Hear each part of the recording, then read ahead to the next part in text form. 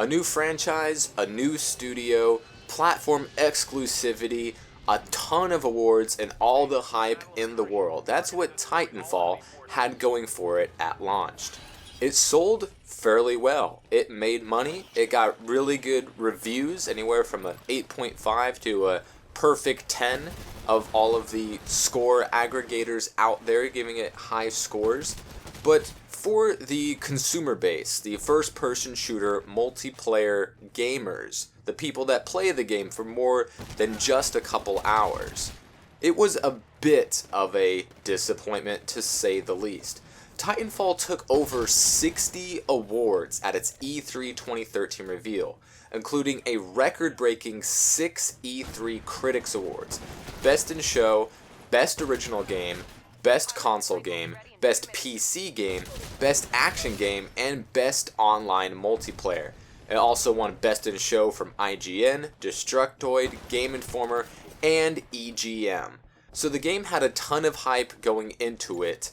So obviously the expectations were very high. We have Respawn Entertainment, former Infinity Ward employees, which many people accredit to the success of the Modern Warfare franchise, even though many of those original employees had left Respawn during the production or shortly after the completion of Titanfall. People expected this success and all of the great things that came from the Modern Warfare franchise, be it hit detection, gun gameplay, action, explosion, or what have you. People expected this game to be great. And to be fair, it was a generally fun game. It came on sale rather quickly after its release, and I picked it up along with all of its DLC for only $12 digitally on the Xbox One. But I did have my reservations about the game, having played the beta, and that is why I never bought it at full retail price. Of course, a ton of people had expectations for this game for various reasons. It was new, it was trying to compete in the first-person multiplayer genre that Call of Duty has dominated and has since dominated for a long time. So for Titanfall to be successful, it needed to either beat Call of Duty at its own game or offer something new. Now with the beta, we got to test out what it's like to be a pilot, what it's like to be in these giant mechanized exosuit titans, and it was overall a very underwhelming experience. During the beta, and I'm not saying that I'm smart for having known that this game was going to be not the success that many people hoped or thought it would be, but I am saying the people that really were thinking that this game was going to be a huge success or groundbreaking in the multiplayer genre are stupid. But yes, I am saying that those people were stupid because the signs were obviously there. Having participated in the beta, you could see right away problems that this game was going to be facing. Number one, it was a 6v6 multiplayer experience with all of these AI players running around, and that really ruined the initial fun from the get-go. The vast majority of the enemies you will be encountering in this game are going to be AI, not other players. So you aren't going to be getting the real experience that you really hope for when it comes to a competitive multiplayer first-person shooter experience like you would from a Call of Duty or from a Battlefield, such and so forth. Now, with this, it just took away from the satisfaction of the game. You had to go fishing to find other players. Of course, if they're in a Titan, that's kind of really a red flag that, hey, there's probably a dude inside, although you can put it into autopilot mode. And the Titans were really the selling point for this game. People thought they were cool the way that they were dropped in. The game was very cinematic. The graphics were gorgeous at the time, even though it also came out on the 360, it still looked very good on the Xbox One and the PC. High fidelity, good frame rate, decent hit detection. The connection in the game was fairly average to above average in many respects, but when it came to the core of the game, the pilots, The weapons, not a lot of them, really at all. The content was very sparse in this game. Even if you try to defend it that, oh, it was a small studio, it was their first ever title, that doesn't excuse it from the mistakes that it did make. The game launched with very, very few weapons, and even after DLC, still very few weapons compared to other shooters that this game tried to emulate or compete with. You had an assault rifle that was just the only gun to use. The snipers were not even niche weapons. They were just completely useless in a game that played at this speed. The SMG was also very strong after balances, and then with the DLC, the car SMG basically just dictated the game. But that wasn't to say that you couldn't use the semi-automatics or the shotguns to have a good time. It was a relatively very easy game to play. It didn't take much skill at all, which isn't to say that Call of Duty or Battlefield does, but it didn't differentiate from the other games in that respect. The Titans themselves were relatively fast, but kind of didn't differentiate themselves from being a pilot outside of the fact that you were bigger, stronger, and faster. You could cover a lot of ground, and the game was basically dictated around these Titans because of how much impact they could have on the game. Instantly killing pilots, the fact that pilots' anti-Titan weapons weren't very strong and just weren't worth engaging unless they were at very low health to begin with. You were much better using your time running around trying to find a pilot that wasn't already in a Titan. And when you were in a Titan, it was just way too strong. You could go throughout the entire match, in many cases, without ever having your Titan being destroyed. And if you had the Titan advantage on the enemy team, things were just not going to be very fun for you. They tried to add a little bit of, cinematic experience and tension with the extraction at the end of the games, but it never really felt like part of the game that really mattered all that much. It was just a little ancillary thing that lasted like 3 minutes at the end of a game after the decision of who won the game had already been dictated. It just seemed like a kind of tacked on thing that was just really not so much of an epilogue to the game as a time in between matches.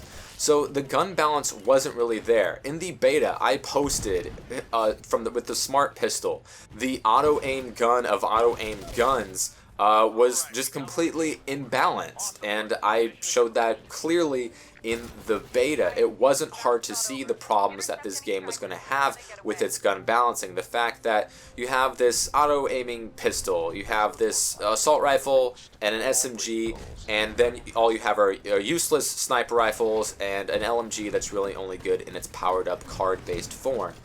They could have done a little bit more with the cards, but it didn't really cater the game itself to the necessity of having these kind of cards to alter the gameplay for short periods of time, because they just seemed like little ancillary, unnecessary things. It neither dictated who would win the game based off of the cards, nor did it really add a lot to the fun, especially since all of them were only based off of one life, and when they disappear on their bonuses after your life had expired.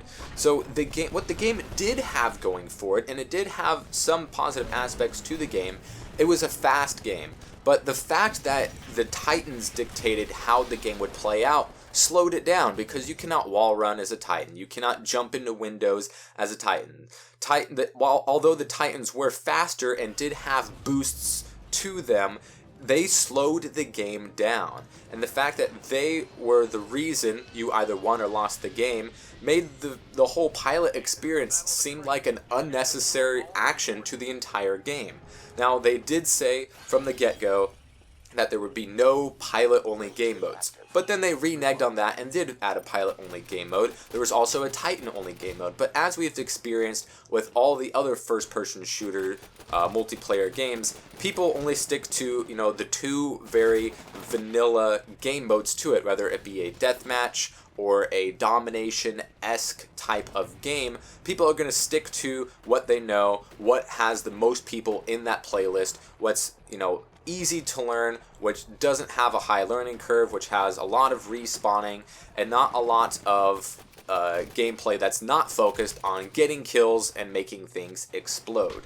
So with that, you're kind of stuck to attrition, which as itself is a relatively fun game mode, but with all these weird little robots running around that, sure, you could hack with your data knife, but they didn't really help if they were on your side or another.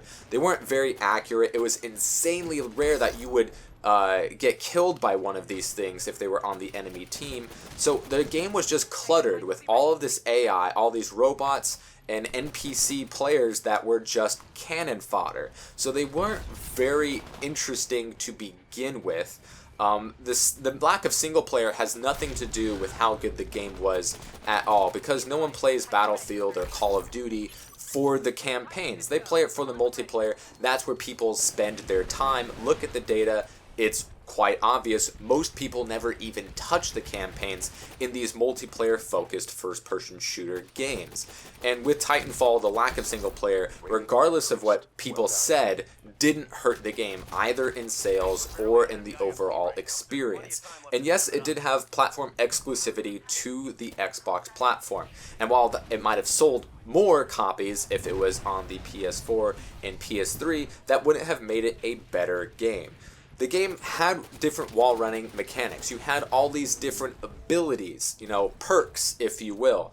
But they didn't have the impact that they do in games such as Call of Duty. So they tried to go down the line of trying to do things that Call of Duty did, but also trying to stay away from it a little bit with the mechs and having the jump packs and wall running things, and the lack of gun variety. So it tried to ride that line in between, and it neither beat Call of Duty at its own game, nor separated itself enough from it to have fun in different aspects of the game. You still treat this game like you would a Call of Duty or a Crisis or, pick a first-person multiplayer shooter from the last decade. It didn't differentiate itself enough.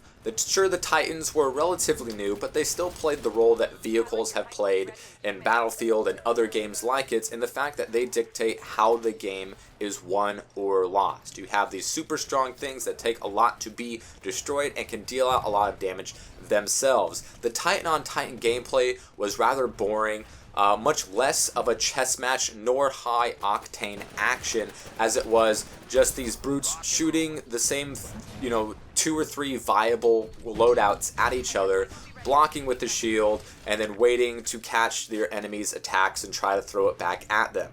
It was rather slow, asymmetrical Titan gameplay, whether it be with a pilot or outnumbered in a Titan-on-Titan fight, just wasn't fun. It wasn't rather doable, and the game itself was just more fun just on the ground as a pilot.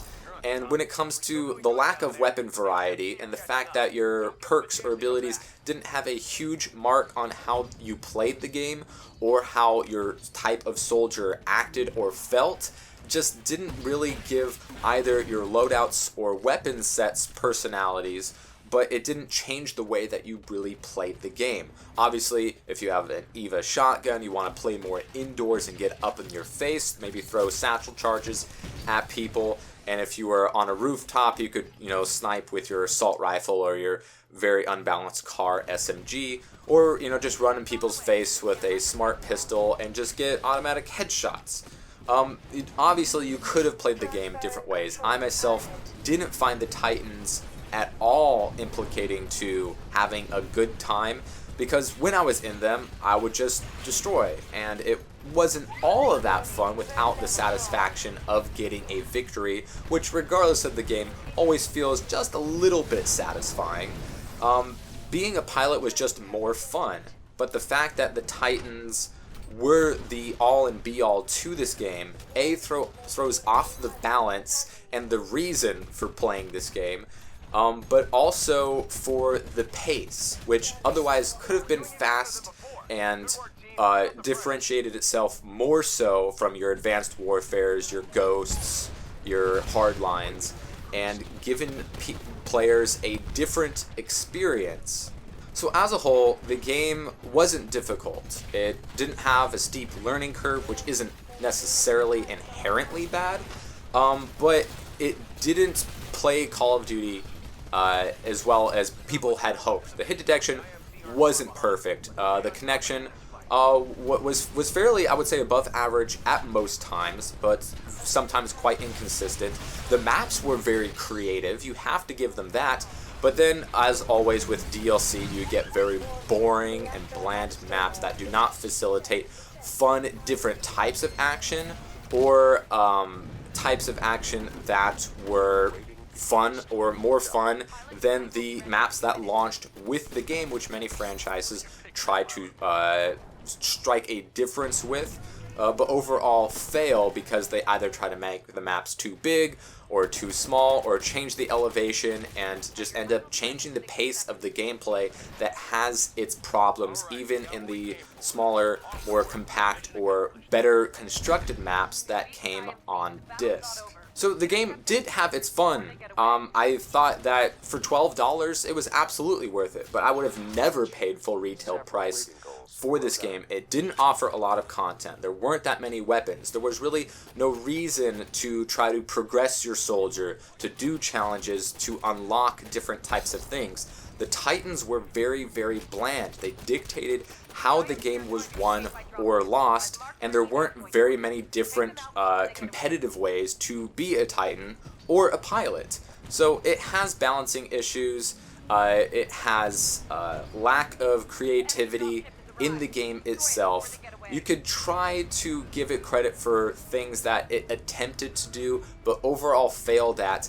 And nonetheless, sure, it sold well, sure, it got good reviews, but the drop-off from this game was very steep after the launch. Whether it be YouTube videos, people streaming it on Twitch, or its player base as a whole, population-wise, took a very big dip very, very quickly because it didn't live up to the hype, and it didn't differentiate itself enough from other first-person multiplayer shooters or be better than those at their own game. So it's a very okay, middle-of-the-road FPS that is solely based on multiplayer, that had some unique things, but overall was cluttered, boring, bland, and unsatisfying when it all comes down to it.